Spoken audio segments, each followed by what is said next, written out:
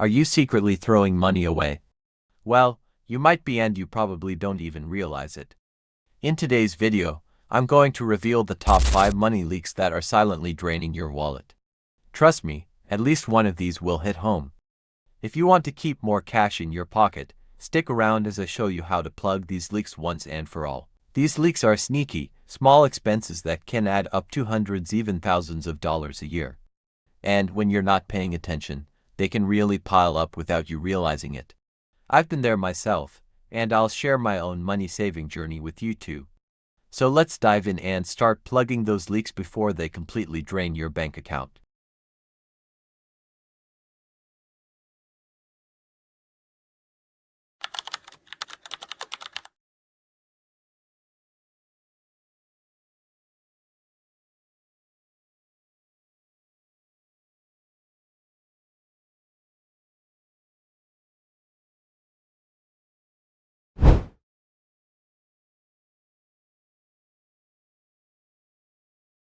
I know, we all get sucked in by the convenience of subscriptions. Netflix, Spotify, gym memberships, meal kit deliveries, and the list goes on. At first, you think, hey, I'm getting my money's worth, but over time, some of these subscriptions just fade into the background, and you forget about them completely. Did you know the average person is paying over $200 every single month for subscriptions they don't even use? Most of them auto-renew without you ever noticing. It's like a silent thief stealing from your account every month, and you don't even realize it until you check your bank statement. I had a similar experience. I was paying for a music streaming service I hadn't used in months, and I didn't even realize it. When I took a closer look at my subscriptions, I found that I was subscribed to 5 different services that I never used. That's $50 plus a month gone, and that's just one person. Think about how many people are in the same boat. And it's not just entertainment. Think about that gym membership you're not using. I'm not judging, I've done it too. You tell yourself, I'll go back to the gym this month, but life happens, and before you know it, you're still paying for a membership you're not using. So, here's your mission. Take 10 minutes today and go through your bank statements. Look for recurring charges, any subscriptions or services you haven't used in the past month, cancel them. If you're holding on to any, like a Netflix or Spotify, try sharing them with a friend or family member to split the cost. That way, you're not wasting money on something you don't need. Apps like Truebill or Trim can help you track and cancel unwanted subscriptions automatically.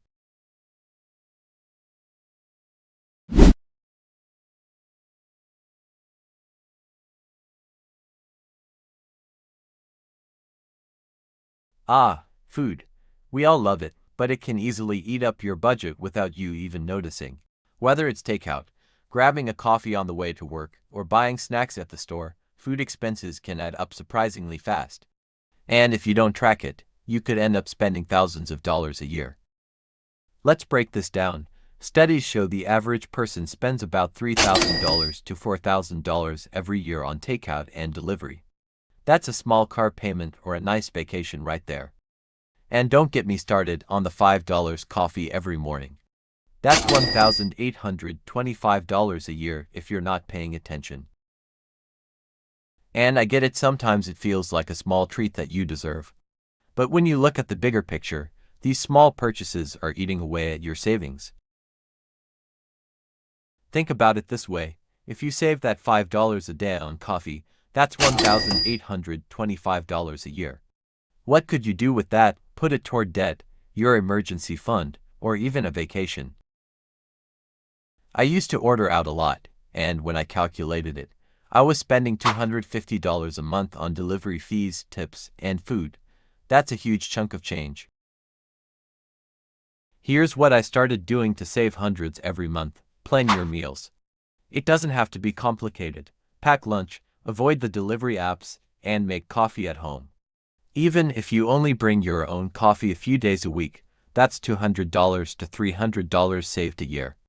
If you prep your meals for the week, you'll save even more. Trust me, your wallet and your waistline will thank you.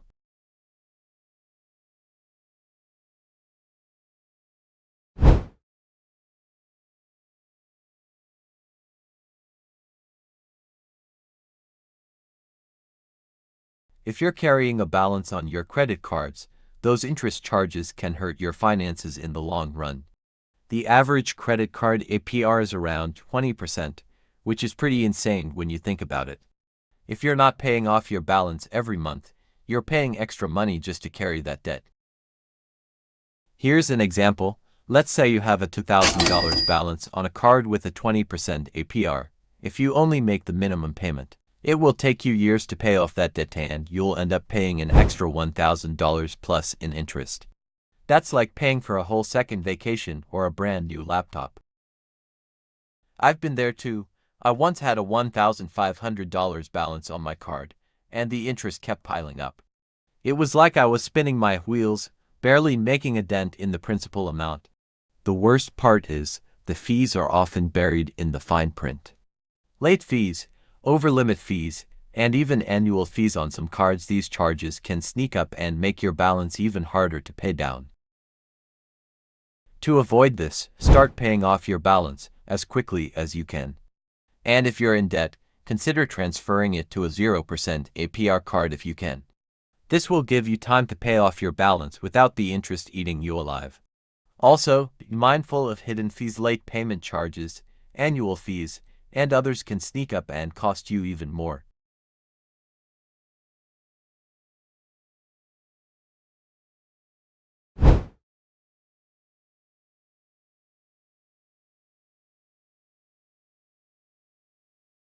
This is a big one, and honestly, it's something we all fall victim to from time to time. You've probably experienced this before. You're scrolling through Amazon or walking through Target, and suddenly, you see something that you just have to have. It might be a trendy gadget, a cute shirt, or a new set of kitchen utensils that seem like they'll make your life better. But here's the catch: when you stop and really think about it, you realize you didn't need it at all. Yet, somehow, you end up clicking add to cart or tossing it into your shopping basket anyway. I've made this mistake more times than I can count. I've spent hours browsing online stores, picking up little must-haves that, in hindsight, I didn't actually need. A new phone case here, a pair of shoes that were on sale there, it all adds up. And then, you get home or the package arrives, and you realize you have no real use for the item at all. It's like a temporary excitement that quickly fades. In fact, half of the stuff I've bought over the years just ends up sitting in a drawer or gathering dust in my closet. It's not just online shopping either. How many times have you walked through a store like Target or Walmart and grabbed something that looked good in the moment, just because it was on sale or because it caught your eye? Oh, this would be great for the kitchen, you think, as you throw it in your cart, forgetting that you have a drawer full of unused gadgets at home already. But here's the thing, these impulse buys might seem small on their own, but they really add up over time. Let's break it down. A $30 shirt here, a $50 gadget there, maybe a $10 set of decorative candles you didn't actually need. Before you know it, you've spent hundreds of dollars on things that weren't part of your plan, things you don't really use.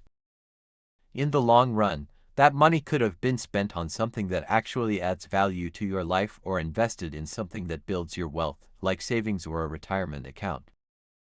So, how do we stop this cycle? Well, here's a simple strategy that works for me, and it can work for you too. Before buying anything, take a moment to ask yourself, do I really need this, or am I just buying it because it's on sale or it feels good right now? This simple question can help you pause and think about whether the item is truly necessary or just an impulse. If you're still unsure, try waiting 24 hours before making the purchase. Walk away, close the tab, or put the item back on the shelf. Often, after some time, the urge to buy will fade, and you'll realize you didn't really need it after all.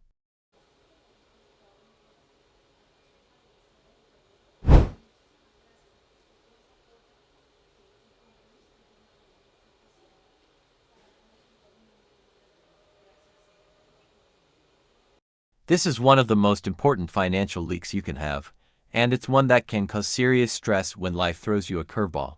We're talking about unexpected car repairs, surprise medical bill, or even a job loss. And if you don't have an emergency fund, you're essentially one accident away from a financial crisis. Think about it. When an emergency happens, the last thing you want to worry about is how you're going to pay for it. Unfortunately, studies show that almost 40% of people don't have enough savings to cover a $400 emergency. That means a huge portion of people are living on the edge financially, relying on credit cards, loans, or even payday loans to get by. And we all know how expensive that can get, with high interest rates piling up. You might think you can handle it, but these small financial leaks, things like relying on credit cards instead of having a safety net, can lead to huge amounts of debt. Without an emergency fund, when something goes wrong, you're basically forced into reactive mode. You'll likely have to borrow money, which could put you in even deeper financial trouble. Imagine being in a situation where you're stressed about not only dealing with the emergency itself but also about how to pay it off. Start small. The goal is to save consistently, even if it's just $50 or $100 a month. It doesn't sound like much at first, but over time, that adds up. The key is making it a habit. That might mean cutting back a little on non-essential spending, maybe swapping that daily coffee for a home brew or cutting down on eating out. It's not about completely overhauling your life. It's about being strategic and prioritizing your future self. Even putting away $20 a week can help you build a buffer over time, and once you have that cushion, you'll feel so much more secure when something unexpected happens. Think of it this way: your emergency fund is your financial safety net, and the bigger that safety net is, the more freedom you'll have. It's like having insurance for your life. You never know when you'll need it, but when you do, you'll be glad it's there. Start building your emergency fund today, no matter how small. Put aside a set amount each month. If you're just starting, aim for at least $500 to $1,000 to cover the basics. Once that's in place, you can work toward growing it to 3 to 6 months of living expenses, which is the ideal amount for a fully stocked emergency fund. So, there you have it, 5 money leaks that might be secretly draining your wallet. These are habits and oversights that could be holding you back from achieving financial stability, but the good news is you can stop them right now.